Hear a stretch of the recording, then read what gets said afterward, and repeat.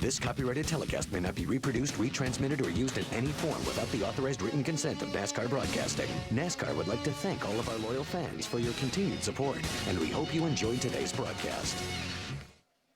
We haven't seen it done too many times tonight, Phil. Sure haven't. Ray, what's happening with Taylor? Well, they started out the race with Problems, right? We've got problems on the racetrack. The 17 of Timothy Peters into the inside wall. Remember, he was that group of 4 trucks that we were watching. See if you get it started. With Ryan Newman and the 16 of Brian Scott. Under Brian Scott, looks like it sucked the air off of him. Yeah, Phil, you had On the spoiler, take another look. Here it is. We see it so many times. Gets down in the corner pretty good. Then he bottoms out. Watch, he has to chase it up the hill. Now he gets really close, and that's when you really lose that air. And there he just lost the air off that rear spoiler, and around he went. Pretty significant contact with the inside wall. For most of that corner, he thought he was okay. You know, he got down on the inside. It made a pretty good turn through the center, but as it exited, it washed up, got right next to the 16 of Brian Scott. There's 2 and 3 wide just behind him, coming out of 4. Oh, it can't. Taylor Mawson was completely sideways and spinning through the grass. And back out onto the racetrack in front of a few trucks. Oh, One of those Skinner gets Kyle Busch. clobbered. Skinner gets hit hard down into turn 1. On his side is Mike Skinner, back on the wheels now. He got hit very hard. He was, I'm okay. he got turned around after Mawson spun off 4. Let's take another look. The caution lights are going to come on, I believe, when Taylor Mawson gets sideways. There's Skinner up ahead.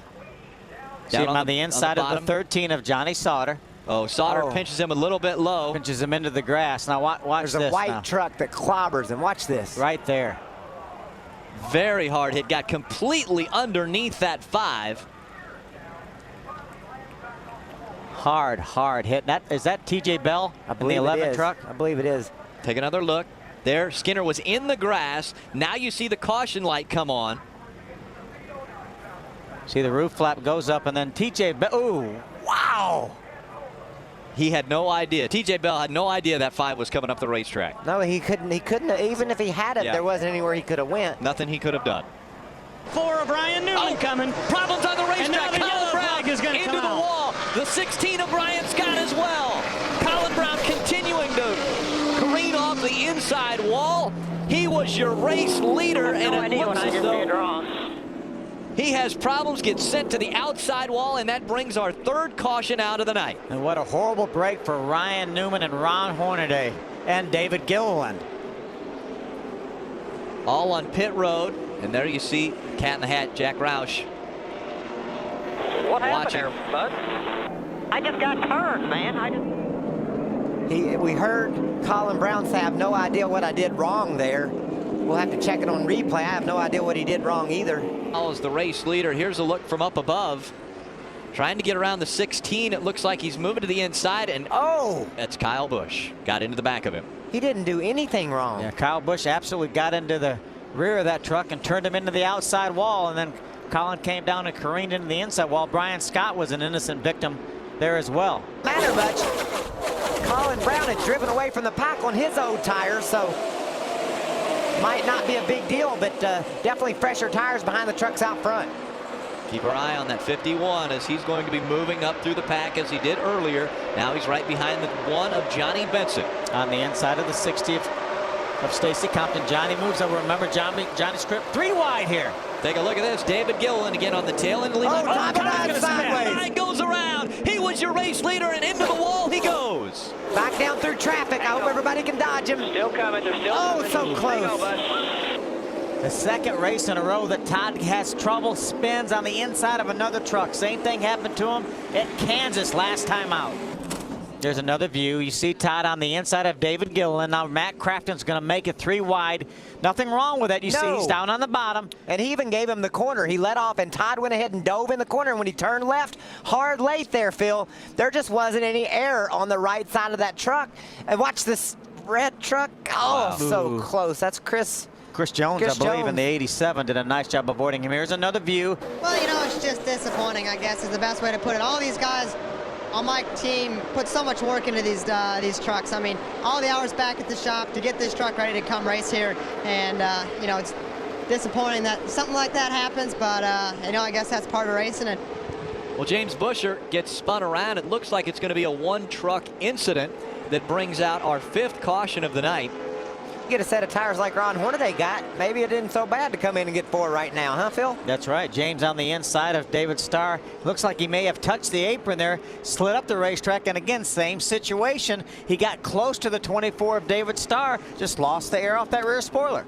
I think he got a little shallow into the turn. Won so much, it's hard to think of him as being a youngster, but I think he just turned 24. Yes, just turned 24. And he was able to battle back after that penalty, that rough driving penalty. Restarted at the tail end of the longest line, has moved all the way back up to 2nd. They had a pit road penalty as well, and he was involved in a crash. Other than that, pretty uneventful. What else you need, Rick? It's been impressive, and it's impressive week in and week out.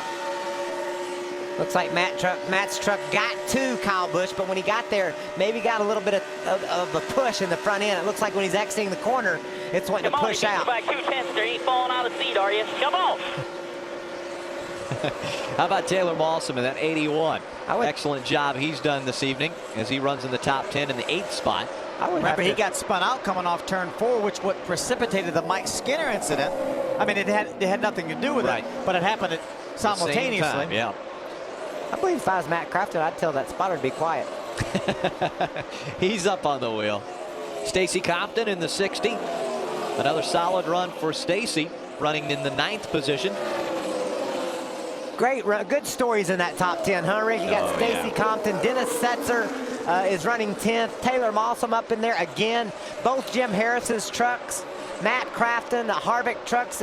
It's just a real solid top 10. Good runs for a lot of guys that really needed some good runs. Yeah, and David Gilliland taking that TRG truck to a great run right now, running in the 6th spot. At the start of the day, anyone watching the practices and qualifying would say Ron Hornaday is going to win this race. That's why we don't do it on paper, right? That's exactly why we don't do it on paper. Because you couldn't have figured a way to beat Ron Hornaday, but they haven't either. That's right.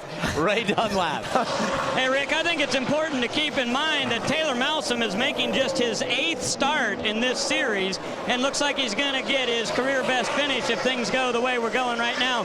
But realize their entire crew wants him to get more seat time, so he is going to get on a plane tomorrow morning and fly all the way to Seattle and go out there to run a sprint car. He does that week in and week out. For the last 4 weeks, he's gone to the West Coast to drive the sprint car, and whenever we get much more busy with this Camping World Truck Series, he'll focus on this 81 only. But right now, week in, week out, trying to get more time behind the wheel. Battle for 11th. That's Rick Crawford and James Busher trying to take those positions. Their teammates. We've got 2 laps of racing to go. Ron Hornaday past the start-finish line. 1.8 seconds in front of Kyle Busch, so the gap closing just a bit, but maybe not enough time as Hornaday works his way through 3 and 4 and coming back out onto the quad oval. There's the white flag. Just has to survive this lap, and he's got the victory. 1.5 miles remaining for Ron Hornaday. See if he can make it back into victory lane.